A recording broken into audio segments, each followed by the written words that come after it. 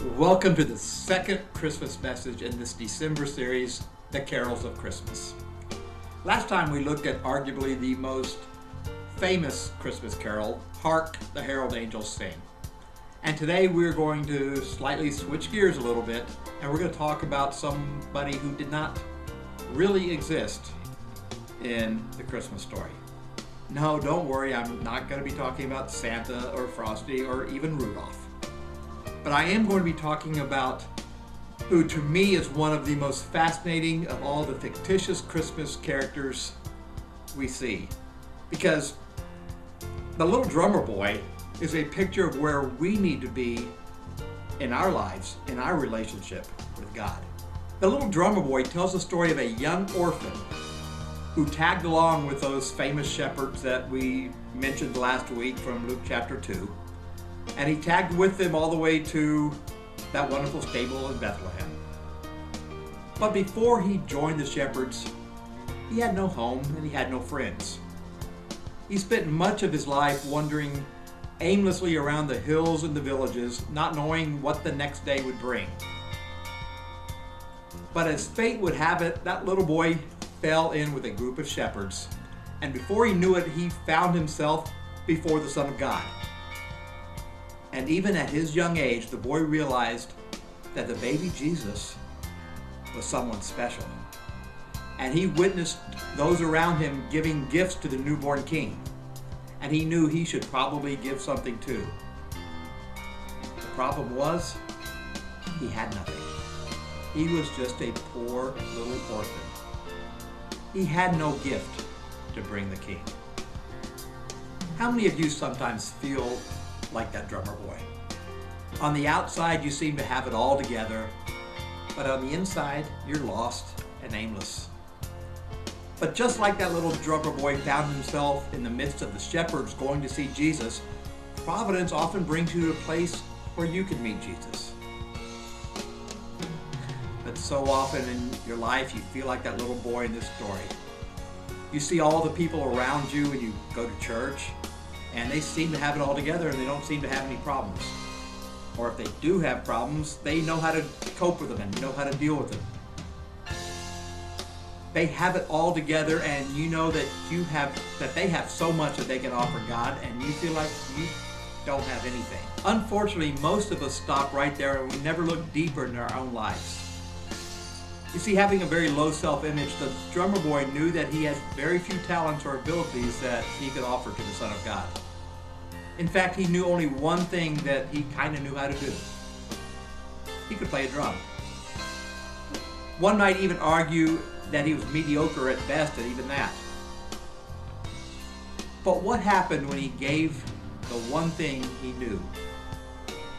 Not only did the ox and lamb keep time, but the baby Jesus smiled at him. What would it take to make Jesus smile at us? I mean, think about it. What does he need? Nothing. He is king of the universe. He doesn't need anything from us. Or does he?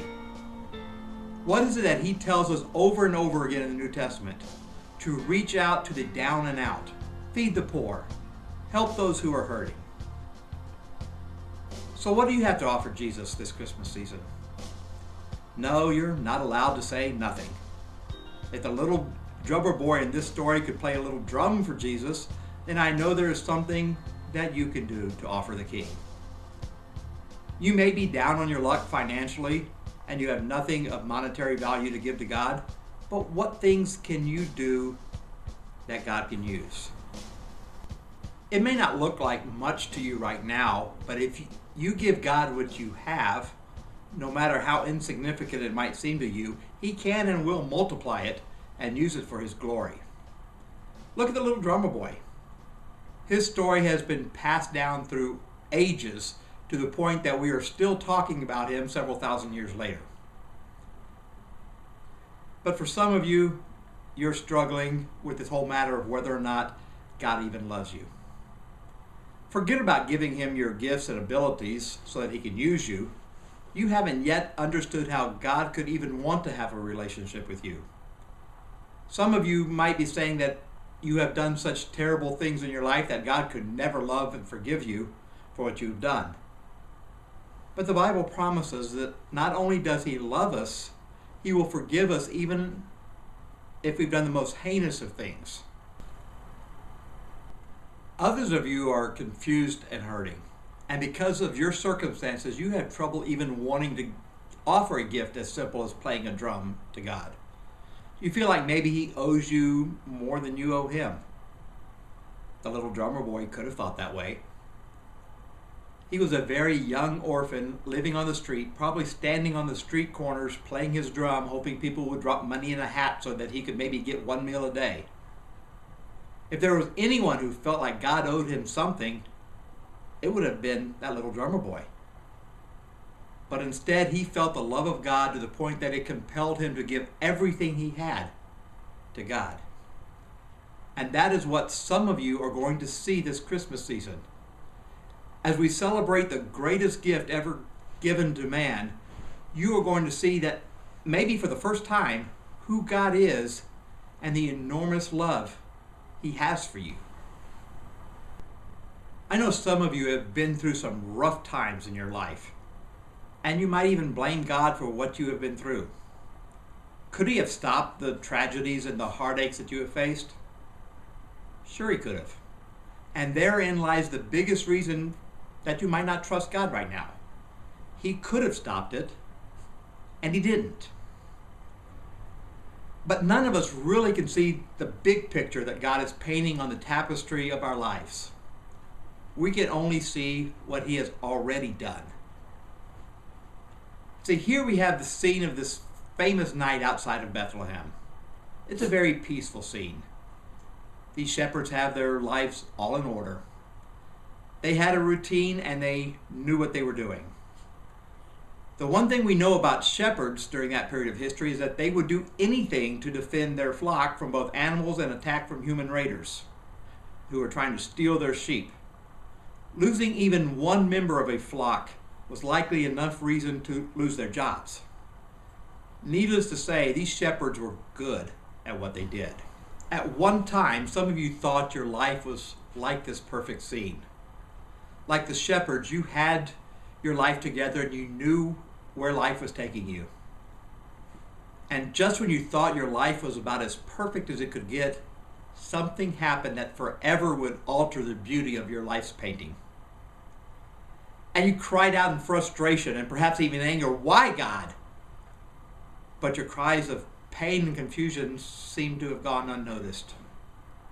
You had such a perfect picture of your life, and in just a matter of seconds, it became a scarred mess.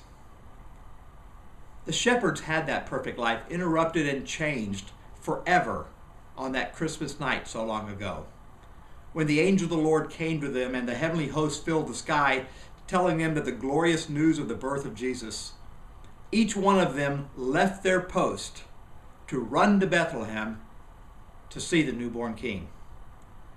We don't know what happened to the sheep, but I would imagine since they were left unattended, there was quite possibly some major problems. Perhaps they would never work as shepherds again after that. But I can guarantee that by following God's encouragement to leave and go to Bethlehem to seek out Jesus, that their life was changed for the better. And like the shepherds, some of you have had your life all marked up, like we saw in the picture. And you are being asked now to seek out Jesus. But first you have to get over the fact that you feel that God messed up your life. But what we don't see from our vantage point on earth, and what we see as ugly marks that ruined our lives, God sees as a way to transform what you thought was a great picture into an even better one that accomplishes a purpose that we could have never seen or dreamed about before. See, those of you who know your Bible know that Romans 8:28 tells us that God causes all things to work out for the best for those who love Him. Now, we can argue over the semantics as to whether God caused the hard times or He allowed the hard times. But there really is no argument that God will use these calamities of life for our good and for His glory. If that is you that I'm talking to right now, then why not make this Christmas season the season that you let God give you the gift of salvation, and you give him the gift of your life. For whatever reason, you have run from him for far too long. Even the little drummer boy, the lost and destitute orphan, who had no reason to trust anyone, realized that when he found Jesus, he had found the answers to his problems. I think that is why I love this song so much. I think it is because it tells the tale of someone who didn't have anything to offer a king, but a talent that he had for playing a drum. But so often as I listen to the different renditions of that song, my mind's eye sees him so much more than the story of just a young orphan. I see a poor boy who gives his talent to the Son of God, and Jesus not only smiles at him, but from that day on begins to bless him. I picture this boy growing up through all the ages of human history playing his drum. I see him in marching bands, and I see him as a drummer on the battlefield.